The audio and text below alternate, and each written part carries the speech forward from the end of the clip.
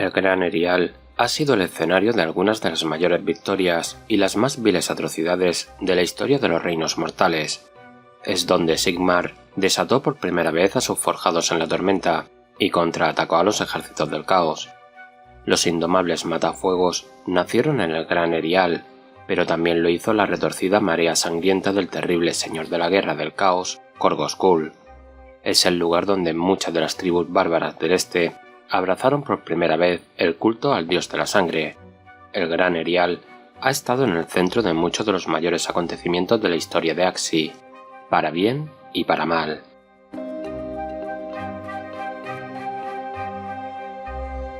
Ensangrentados pero nunca abatidos, desafiantes hasta la muerte, los fieles del Gran Erial sobrevivieron a incontables horrores durante la era del caos hasta la llegada de la tempestad de Sigmar. Si el dolor y la pérdida son realmente el sombrío precio de la sabiduría, entonces el pueblo de Axii debería ser el más sabio de todos los reinos mortales. Pocos han sufrido un trato más brutal por parte de las fuerzas de los dioses oscuros que esta gente. Sin embargo, el fuego que yace en el corazón del espíritu de los axianos arde más de lo que los esclavos del caos pueden comprender. Los axianos han sostenido durante mucho tiempo que la vida es para vivirla al máximo. La muerte llega demasiado rápido entre los muchos peligros del reino del fuego. El suyo es un reino de pasiones feroces y violencia repentina, rasgos que tienden a abrazar. A los habitantes del Gran Erial rara vez se le acusa de sutileza. Son rápidos en declarar lo que defienden y aún más rápidos en luchar por ello. Los forasteros les reprochan, con cierta razón, su temperamento vivo, sobre todo si han sido agraviados deliberadamente. Pero si los axianos son rápidos para discutir, también lo son para reír. Por lo general, valoran más los bienes prácticos que los ornamentales y tienden a interesarse mucho más por el filo de una hoja que por la calidad de sus grabados. Culturalmente, suelen valorar a los guerreros por encima de todos los demás, aunque aprecian el aprendizaje con aplicaciones útiles. Los que tienen la capacidad de encontrar agua con facilidad gozan de la más alta consideración, por lo que la mayoría de los axianos miran a los Sylvaneth con algo parecido a un leve temor. Muchos de estos rasgos son válidos para las innumerables tribus que sobrevivieron a la era del caos recurriendo a los dioses oscuros para sobrevivir. Sus vidas son duras, en las que los fuertes subyagan a sus congéneres y la gloria solo se encuentra en la muerte como esclavo del caos. Durante incontables años, las tribus dispersas del Gran Erial, que se negaron a someterse a los dioses oscuros, se contentaron con sobrevivir, pero eso fue antes del regreso de Sigmar, el dios rey y sus guerreros elegidos. Ahora, por fin, ha llegado el momento de prosperar. Surgiendo de las cenizas, las intensas vidas de los axianos han sido remodeladas y clavadas como cuchillas en el corazón de sus enemigos. Que tiemble el caos, que chillen los muertos aullantes, las brasas han estallado en fuegos abrasadores y Axii está decidida a arder brillante una vez más.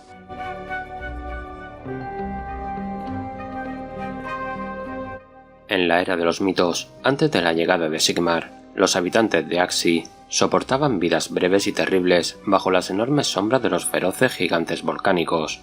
Seres inmensos y despiadados, los gigantes volcánicos guerreaban constantemente entre ellos, considerando a todos salvo a los de su propia especie como insectos o enseres. Sus cráneos rotos aún pueden encontrarse en los profundos desiertos de la meseta Yaga Ígnea, pues Sigmar los mató a todos. Dondequiera que Sigmar vagaba por los reinos mortales, surgían civilizaciones tras sus pasos. Aún así, gran parte del reino brillante no era apto para la vida. De hecho, el dios rey llevó a cabo su mayor hazaña para Axii en el reino del metal, donde liberó a las deidades Duardin, Grumni y Grimnir de las cadenas que los ataban a la cima de la más alta de las montañas de hierro de Chamon. Mientras que Grumni juró pagar a Sigmar ayudándole en sus futuras empresas, el orgulloso Grimnir no podía soportar estar en deuda con el dios rey, exigiendo que Sigmar aceptara su juramento de guerrero y nombrara un objetivo para sus hachas. Sigmar eligió un enemigo digno del ardiente dios guerrero, Vulcatris, la madre de las salamandras. Grimnir se enfrentó a Vulcatrix en medio de las tierras montañosas que ahora forman el Gran Erial. Tras una batalla titánica que arrasó cadenas montañosas enteras, Grimnir la mató. En su agonía, Vulcatrix estalló, y su ardiente final mató a Grimnir a su vez. Tras la muerte de la madre de las salamandras, las tierras del Gran Erial recuperaron su fertilidad, liberadas de su presencia sulfurosa. La agricultura generalizada permitió el surgimiento de la civilización. Con el paso de los siglos, imperios lejanos, innumerables reinos y pueblos tribales reclamaron partes de la tierra.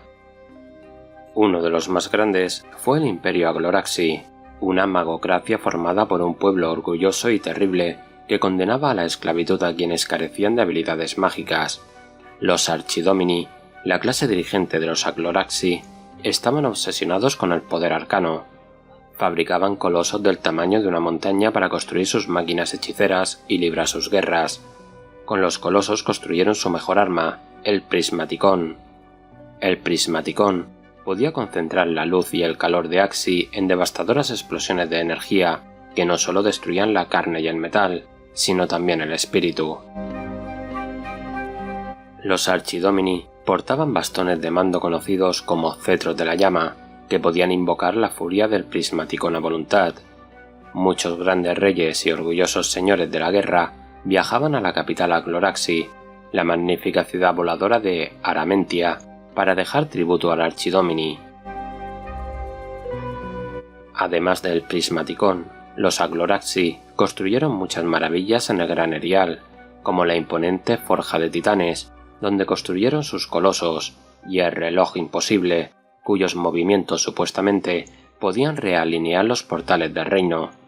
Con el tiempo, se aburrieron de sus grandes proyectos. Mientras unos pocos abrazaban las culturas que les rodeaban, los Agloraxi se retiraron lentamente a Aramentia, abandonando sus antiguas obras en favor de estudios cada vez más esotéricos. A medida que otras potencias se alzaban en el Gran Erial, los Archidomini se negaban a responder a sus desafíos e incluso acabaron por cesar en sus demandas de tributo. El Imperio Agloraxi decayó lentamente, dando lugar a nuevas potencias. Mientras los Agloraxi se retiraban, surgieron dos poderosas naciones en los confines occidentales del Gran Erial, Bataar y Aspiria. Aspiria seguía algunas de las tradiciones de los Agloraxi.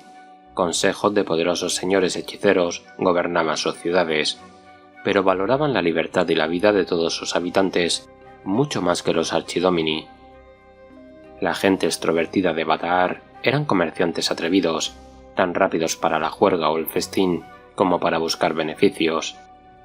Las dos naciones podrían haber llegado a las manos si no hubieran resuelto sus diferencias.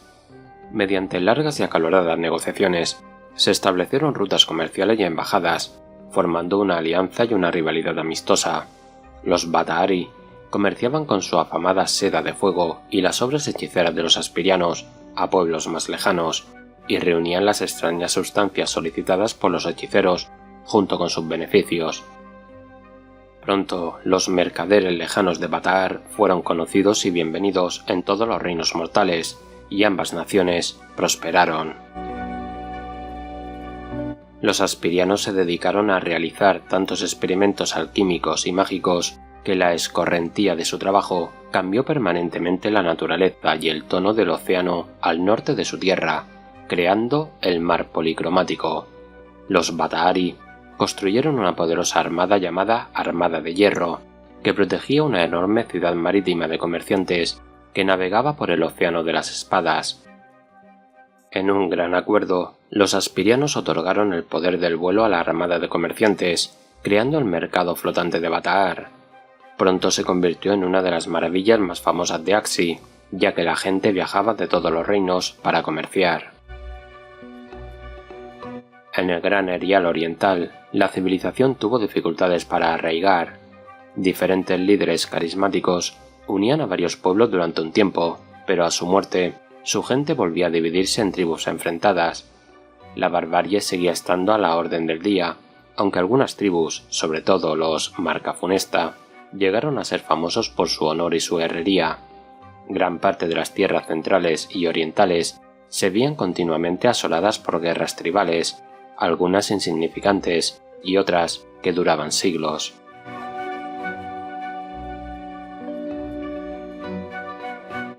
El Festín Rojo fue un gran evento de armas que acabó en cataclismo. Concursantes de todo Axii viajaron a las Islas Clavis, al sur del Gran Erial, con la esperanza de ganar poder, fama y gloria. La prueba se prolongó durante días, con innumerables guerreros famosos muertos, muchos por el hacha de Korgoskul. Tras la caída de 888 campeones, el reino portal del centro de la isla más septentrional explotó. Desde el desgarrado agujero en la realidad donde una vez estuvo el portal, una enorme hueste de daemonios entró en Axii y comenzó la verdadera masacre. Mientras que todos los poderes del caos buscaban reclamar porciones de Axii, ninguno deseaba tanto al reino del fuego como el dios de la sangre, Khorne. El amo del trono de cráneos siempre se ha visto reflejado en los ardientes axianos. Ordenó a sus seguidores que atacaran a las tropas de sus compañeros dioses oscuros para asegurar su supremacía en el Gran Erial. Korgoskul pronto se alzó como el más grande de los campeones de Khorne en el Reino del Fuego, que el Señor de la Guerra juró conquistar por completo en nombre del Dios de la Sangre. Los guerreros de Kul arrasaron extensas zonas de Aridian, Bataar, Golvaria, Capilaria, Vitrolia y la meseta Yagaignea, y la oleada de matanzas les valió el epíteto de la marea sangrienta. Tan grande fue la destrucción que causaron que una gran parte del sur del Gran Erial fue rebautizada como la devastación de Kul en honor a su señor. Cientos de reinos y tribus fueron masacrados y luego consumidos, ya que la marea sangrienta son caníbales despiadados. A todos sus cautivos se les da una elección dura y horrible. Deben participar en el festín, ya sea en la mesa o sobre ella. Muchos, aunque a regañadientes, se unieron y la marea sangrienta creció cada vez más, ya que todos los que aceptan la carne de la mesa de Khorne pronto se convierten en conversos dispuestos. En el oeste, los aspirianos fueron asediados por daemonios y seguidores de Tzench. Una épica guerra mágica asoló las costas noroccidentales de Aspiria, una guerra tan feroz que partes enteras de la tierra fueron arrasadas. Una costa entera se partió en pedazos, que fueron transportados a los dominios de Tzench en el Reino del Caos. Posteriormente, los restos rotos fueron rebautizados como arenas desintegradoras. Cuando los ejércitos de Khorne comenzaron a marchar hacia ellos desde el este, los aspirianos se retiraron a sus grandes ciudades fortaleza, protegiéndolas con poderosa magia y esperando, en contra de su buen juicio, algún tipo de clemencia. Aquellos que no pudieron alcanzar las ciudades intentaron huir a través del océano de espadas, pero muchos fueron engañados por las bandas del caos de Banks y encontraron su fin entre los arrecifes de la isla del naufragio. Desde Kota, en el norte, una enorme flota de naves de Nurgle y cetáceos putrefactos destruyó toda la armada de hierro de Bataar. Los Bataari, que pudieron, huyeron al mercado flotante o se escondieron entre los picos venales. La mayoría fueron asesinados o forzados a la esclavitud y escarnecidos por sus conquistadores, que los azotaban mientras los obligaban a transportar sus mercancías por los mismos caminos que ellos habían construido. Con la retirada de Sigmar a los cielos, todos los que permanecieron en el Gran Erial fueron azotados por los látigos de las fuerzas del dios de la sangre durante muchos años. Los que lograron sobrevivir fueron cazados sin descanso y muchos se desesperaron. A punto de morir de inanición, algunos tuvieron que recurrir al canibalismo cuando no tuvieron otra opción. Las tierras de cultivo del Gran Erial habían sido completamente arruinadas por la mancha del caos. Campos enteros producían, entre comillas, cosechas de espadas oxidadas, huesos rotos, raíces sangrantes y cosas mucho peores. Los productos comestibles eran extremadamente escasos. Los Acloraxi encontraron su fin de forma espectacular. El Prismaticón se utilizó para aniquilar a todo un ejército sin derramar una gota de sangre, y las leyendas afirman que Khorne se enfureció tanto que manifestó un gigantesco puño rojo y golpeó a Aramentia desde el cielo con un único golpe cataclísmico. La mayoría de las tribus del Gran Erial que habían sobrevivido al ataque inicial del caos fueron perseguidas y asesinadas, o se entregaron lenta e inexorablemente hacia los poderes oscuros. Unas pocas tribus nómadas desafiantes nunca dejaron de luchar, pero sus tierras estuvieron a una pequeña veintena de años de caer para siempre en el reino del caos, hasta que...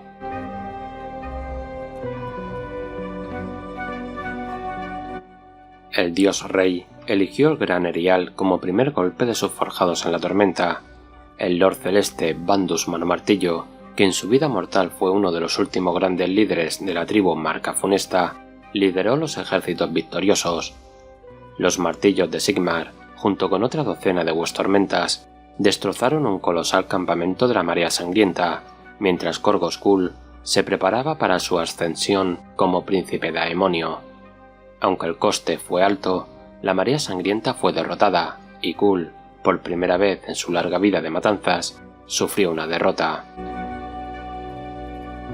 Los forjados en la tormenta surcaron Axii, consiguiendo una victoria tras otra, muchas de ellas muy caras. Algunos de los forjados empezaron a notar los primeros efectos del precio de haber sido reforjados varias veces, pero siguieron adelante a pesar de todo. Ganaron poderosos aliados en la forma de la diosa Alariel, la reina eterna, junto con su resurgente Sylvaneth y las fuerzas de los serafones, que se materializaron de la propia luz de las estrellas para ayudarles en su lucha. Esta época tumultuosa se conoció como las guerras por los reino-portales, ya que el control de las puertas del reino fue el centro de todas las batallas más importantes. Las sangrientas guerras se extendieron por los reinos mortales, mientras las fuerzas del orden y el caos luchaban por el control de los portales clave, al tiempo que las fuerzas de la destrucción se unían por puro amor a la batalla.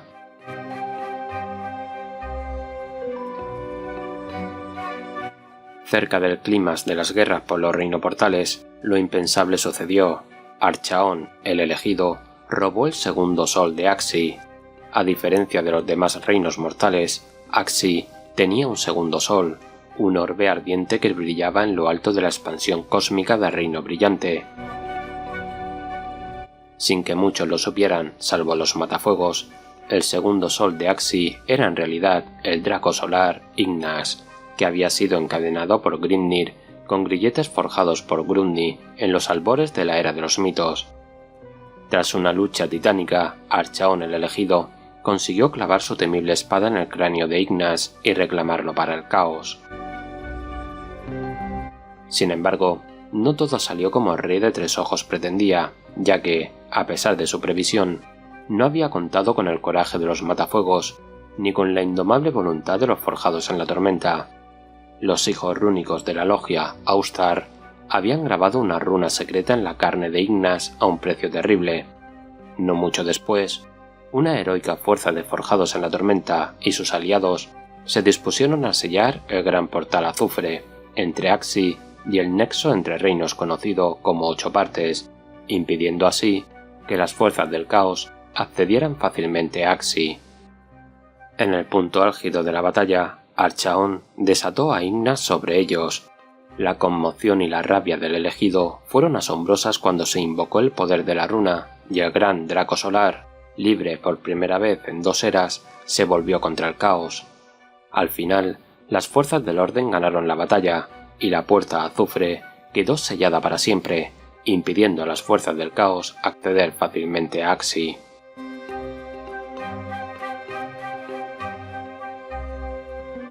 La civilización surgió lenta y laboriosamente en Axii por primera vez en siglos.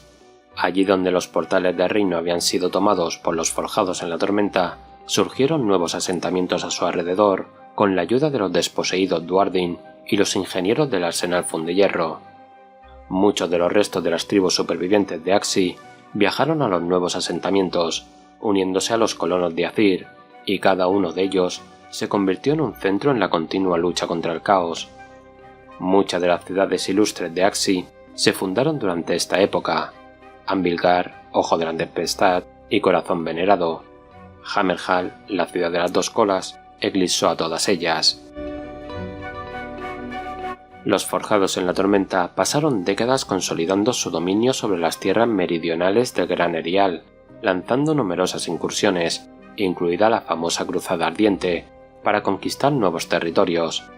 Las fuerzas del caos intentaron continuamente recuperar el terreno perdido, y Hammerhal Aqsa fue asediada con regularidad.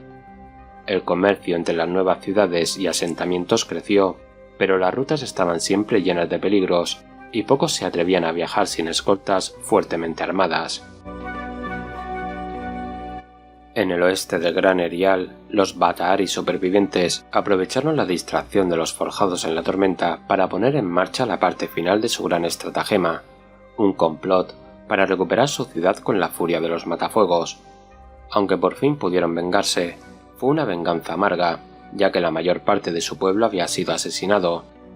Poco después de que las primeras batallas contra los forjados de la tormenta arrastraran a los seguidores del caos desde el oeste, los aspirianos salieron de sus últimos reductos para unirse a la lucha. Descubrieron, para su horror, que gran parte de sus tierras habían sido deformadas por Tzench. Comenzaron a luchar contra las fuerzas de su antiguo enemigo y rápidamente ofrecieron a los ejércitos de Azir su considerable poder mágico. Durante un siglo, las grandes ciudades crecieron día a día y nuevos asentamientos se levantaron a lo largo y ancho del Gran Erial, aunque pocos sin conflictos. Las tierras que habían logrado sobrevivir a la era del caos intentaron recuperar sus antiguas tierras. Algunas de las tribus nómadas de Aqsi aceptaron a regañadientes la ayuda de los forjados en la tormenta, pero otras rechazaron firmemente su ayuda por considerarlos antinaturales. Poco ha cambiado desde entonces, y estas tribus siguen mirando con recelo a todos los colonos de Azir.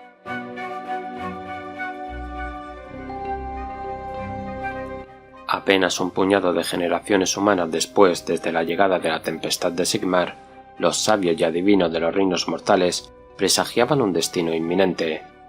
Todos los ojos de los reinos se volvieron hacia Siis, donde Nagas, el dios de la muerte, se preparaba para llevar a cabo una terrible venganza sobre los vivos. Creyendo que todas las almas son suyas, el rey imperecedero estaba resentido de que Sigmar reforjara a los forjados en la tormenta y, lo que es peor, que robara almas de antiguos héroes de Siis para crear sus huestormentas. También los elfos habían atraído la ira de Nagas.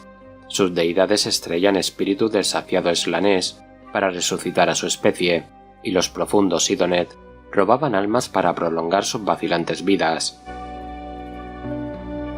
Los esbirros no muertos de Nagas habían pasado incontables siglos bajo su dirección, moviendo uno a uno los granos de la piedra del reino de Siis, similar a la arena, desde el borde mismo de Siis hasta el centro.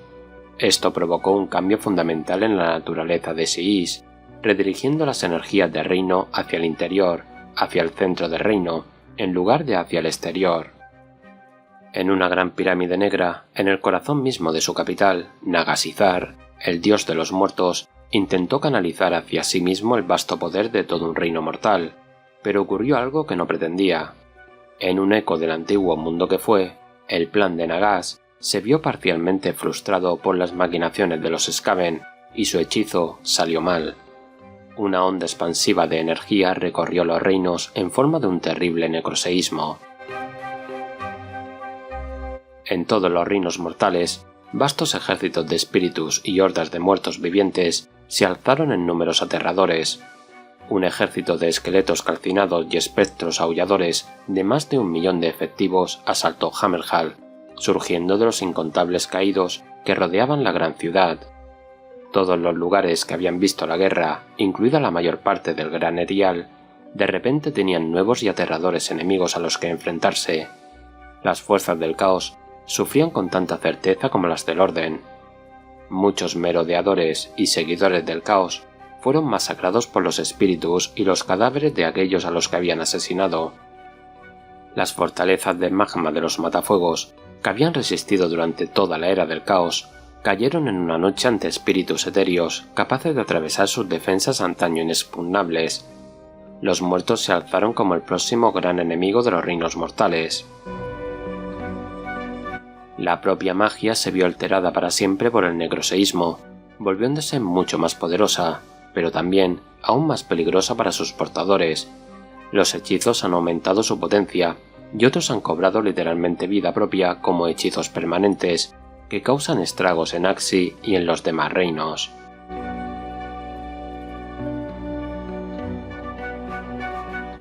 Axii es mucho más que los volcanes y los extensos desiertos de ceniza del Gran Erial.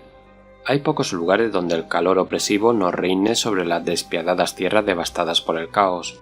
Sin embargo, las húmedas y sofocantes junglas de la costa calimardiente y la cordillera Cúprica no se parecen en nada a los árboles siempre en llamas de los bosques astillados de Vitrolia. Los abrasadores ríos de magma que discurren desde las montañas de la cadena adamantina hasta las aguas amarillo-verdosas del mar lacerante poco tienen que ver con el frío de la tundra de Kota, barrida por fragmentos de hielo. Los vientos secos soplan a través del Gran Erial, invocando asfixiantes tormentas de polvo. Los relámpagos de fuego son frecuentes alrededor de las tormentas, abrasando la arena y a los viajeros incautos por igual, aunque a veces, incluso cielos despejados sin previo aviso, descargan esta clase de rayos. Cuando los volcanes de la cadena adamantina están especialmente activos, miles de kilómetros cuadrados pueden quedar cubiertos de humo y cenizas, oscureciendo la visión a tiro de piedra. Todos los nativos de Axii, salvo los matafuegos, llevan máscaras o envoltorios de tela.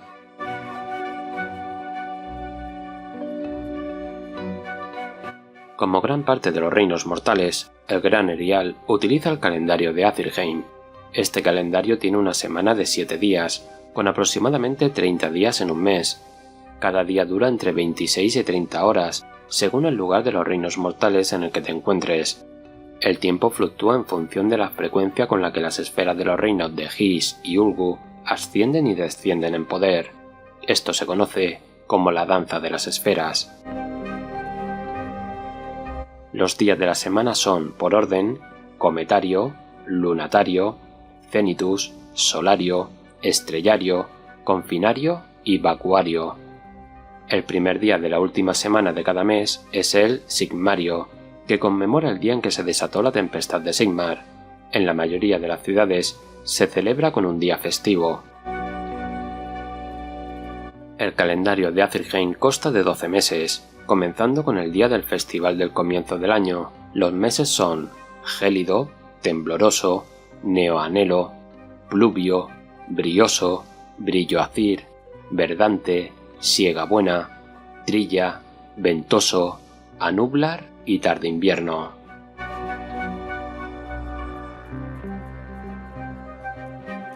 La luz cambiante que acompaña la danza de His y Ulgu marca ahora claramente el paso del día a la noche, aunque apenas disminuye el calor. La noche que acompaña el ascenso de Ulgu, tal y como la consideran la mayoría de los otros reinos mortales, nunca alcanza realmente el Gran Erial. 3 lunas danzan por el cielo de Axii: Takia, el hogar ardiente, Ebigaine, la primera chispa, y el orbe Infernia. Takia y Ebigaine atraviesan erráticamente los límites exteriores de la reinosfera, lanzando llamas rojas brillantes a su paso, pintando el cielo de tonos cálidos. El orbe Infernia, una colección de mundos muertos infectada de daemonios, aparece a veces bajo en el horizonte, tiñendo los cielos de un rojo sangre intenso. El furioso reino portal conocido como Corazón Llameante arde continuamente en lo alto de la expansión cósmica de Axii. En el extremo norte del Reino del Fuego se alza la montaña inalcanzable, una enorme cima de volcanes en perpetua erupción. Desde la montaña inalcanzable se elevan regularmente ardientes huracanes etéricos que alimentan el corazón llameante, iluminando los cielos septentrionales con ardientes oleadas de energía. Las ardientes alturas del monte Bostargi y las resplandecientes erupciones de la cadena adamantina se ven desde el otro lado del Gran Erial. La luz oscila entre naranjas profundos, rojos intensos e incluso azules brillantes, ya que gran parte de las montañas albergan depósitos sulfurosos. Miles de kilómetros de los bosques, siempre en llamas de los bosques astillados, iluminan los cielos del oeste, al igual que las abrasadoras llamas blancas de los numerosos volcanes de las montañas brillantes.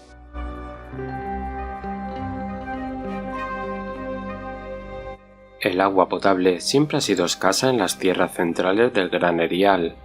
Incluso durante la era de los mitos, el agua se importaba de otros lugares o de otros reinos por completo. Los mares que rodeaban el Gran Erial van de hirvientes a ácidos, pero todos ellos son peligrosos y no consumibles para la mayoría de las especies. Los asentamientos más pequeños se las arreglan con una cuidadosa gestión de sus recursos hídricos, empleando todas las estratagemas que pueden, desde molinos de viento hasta granjas de cactus. La mayoría construye cisternas de piedra para almacenar toda el agua que pueda en épocas de vacas flacas.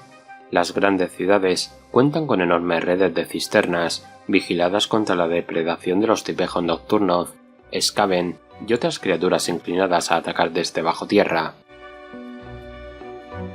Aunque el comercio está empezando a crecer lentamente, la famosa Aqua Giranis, agua del reino de la vida famosa por sus propiedades curativas y nutritivas, sigue siendo rara y muy apreciada. Muchas comunidades siguen importando agua con regularidad, confiando en la ayuda de algunas de las grandes ciudades que algún día sustentarán sus cultivos, o a veces de mecenas locales con conexiones con Azir o Girán. Unos pocos pueblos afortunados, especialmente los construidos en zonas con sólidos cimientos de piedra, tienen acceso a profundos pozos de agua dulce construidos por los ingenieros del arsenal Fundehierro. Las aguas minerales curativas que de vez en cuando corren por los valles volcánicos de la meseta Yaga Ígnea han hecho más deseables estos pozos en tierras centrales.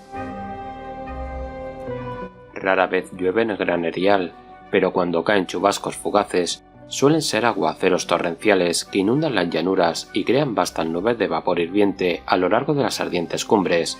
En ocasiones, la lluvia es ácida, destruye los cultivos y deja inservibles durante semanas las fuentes de agua, que de otro modo serían potables.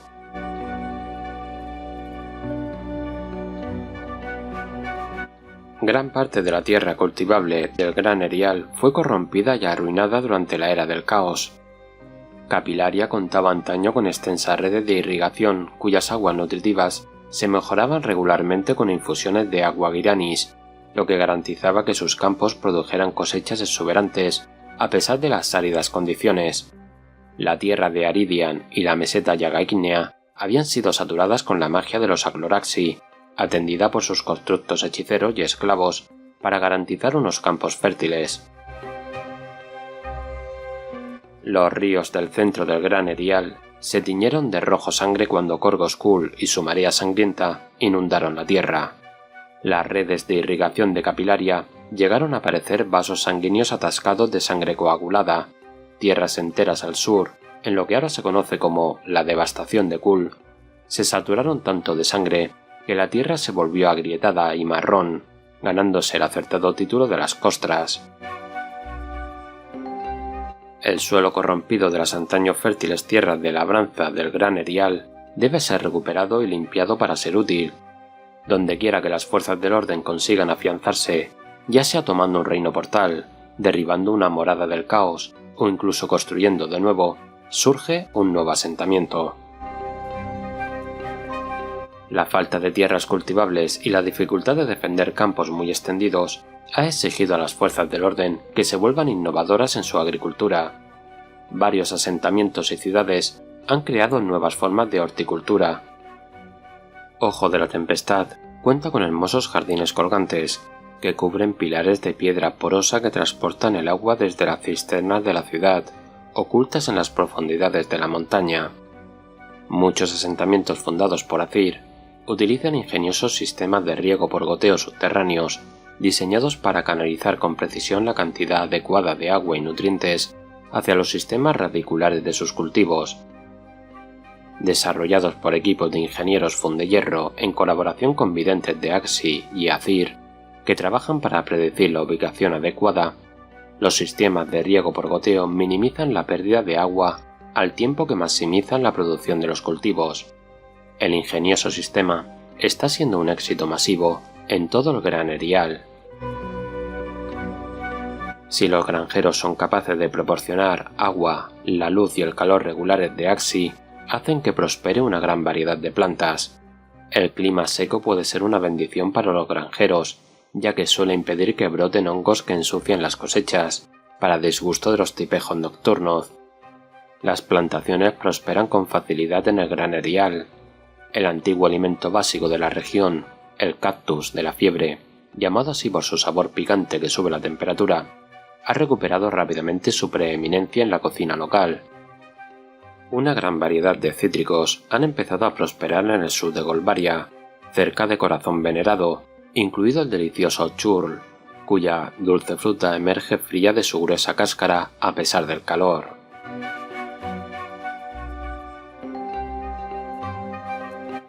Las victorias de los forjados en la tormenta y las fuerzas militares del orden sentaron las bases de la resistencia de Sigmar, pero forjar la civilización únicamente a través del conflicto es el camino del caos. El lento aumento del comercio y de los valientes mercaderes y pioneros del comercio en su núcleo, entre diversas naciones y pueblos, ha permitido que vuelvan a existir culturas relativamente pacíficas en los reinos mortales. El comercio sigue siendo una empresa extremadamente endeble. Viajar largas distancias por el Gran Erial es una empresa fenomenalmente peligrosa. La mayoría de los mercaderes que transportan sus mercancías a larga distancia optan por hacerlo por aire o por mar, si disponen de los medios, aunque hay monstruos que cazan en el mar y en el cielo tan mortíferos como los que se encuentran en tierra. Sin embargo, hay muchas menos hordas voraces de seguidores del caos a las que enfrentarse. Aeronaves de todas las formas y tamaños vuelan regularmente entre los asentamientos del Gran Erial. Percibiendo una oportunidad para obtener beneficios, numerosos capitanes de naves Caradron e incluso algunos almirantes junto con sus flotas enteras están obteniendo excelentes beneficios actuando como escoltas de mercaderes. Los que deciden o deben viajar por tierra hacen lo posible por conseguir caravanas blindadas con guardias mercenarios expertos. Algunos valientes viajan a través de portales de reino si eso acelera su viaje. El afán por encontrar mejores rutas comerciales ha sido la causa y la muerte de muchos pioneros del comercio.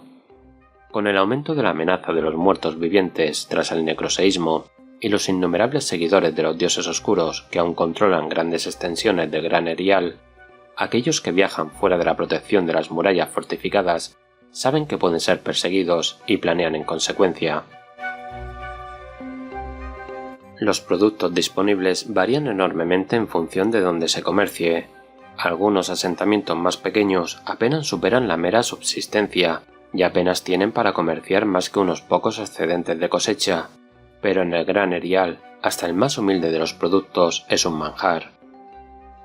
Cada una de las ciudades más grandes tiene sus propias especialidades, desde las carnes saladas y las bestias furiosas de Ambilgar, hasta la información más críptica pero no menos valiosa que se puede comprar en los salones de Ojo de la Tempestad, junto con el mejor equipo óptico de los reinos. En las calles de Hammer Halaxa y en los innumerables puestos de la ciudad flotante de Bataar se puede encontrar casi cualquier cosa, aunque si lo que buscas es magia, las boutiques de Lumnos son tu mejor opción. Los lejanos comerciantes de Bataar, que no se conforman con que la gente llegue hasta ellos en el lejano oeste, aparecen en los lugares más insospechados y venden cualquier cosa que puedas desear. La legendaria seda de fuego de los lejanos comerciantes y el codiciado fuego frío aspiriano cambian a menudo de manos en el Gran Erial.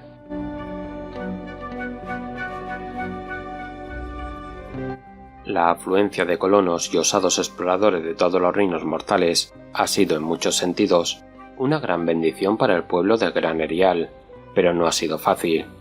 Hay muchas tensiones bajo la superficie del renacido Reino Brillante, y bastantes que están a la vista de todos. Viajando tras la estela de los forjados en la tormenta, los colonos aziritas ayudaron a fundar muchos de los nuevos asentamientos y ciudades en la zona central y oriental de Gran Erial. Con ello llegaron sus costumbres civilizadas, incluida la creencia, desgraciadamente frecuente, de que esas costumbres eran de algún modo mejores que las de los nativos supervivientes de Axii. Si preguntas a los habitantes del Gran Erial quiénes son, casi siempre mencionan primero a su tribu. La mayoría de los inmigrantes de Azir, pero sobre todo los humanos, se consideran a sí mismos el pueblo de Sigmar. La mayoría confía en el resto de la gente, mientras que consideran sospechosa a la gente de otros reinos mortales. Los aziritas se refieren a la gente que ha regresado recientemente a las ciudades de Sigmar o a aquellos sin conexiones familiares directas con Azir como los recuperados.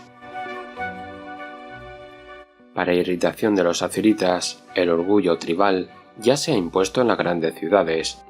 Muchos ciudadanos se enorgullecen ahora de ser de corazón venerado o de Hammer Halaxa, en lugar del más amplio pueblo de Sigmar. Lo peor entre los aziritas es que consideran a todos los axianos como patanes bárbaros y murmuran acusaciones de que incluso si los nativos del Gran Erial no se unieron a las fuerzas del caos, sin duda recurrieron al canibalismo para sobrevivir. Muchos axianos hacen poco por aplacar las ofensas, pues creen que los aziritas descienden de cobardes que se escondieron tras las puertas selladas de Azir, mientras el resto de los reinos mortales luchaban y sufrían contra el caos. Tales creencias se ven reforzadas por las numerosas tribus que siguen desconfiando de los forjados en la tormenta, al observar que no vuelven a la ceniza cuando mueren, como deben hacer todas las cosas. Los orígenes tribales de los axianos han hecho que su asimilación a las ciudades aziritas sea conflictiva. Aunque las tribus del Gran Erial suelen estar lideradas por un caudillo, o a veces por un religioso o vidente, sus jerarquías rara vez son mucho más complejas que eso.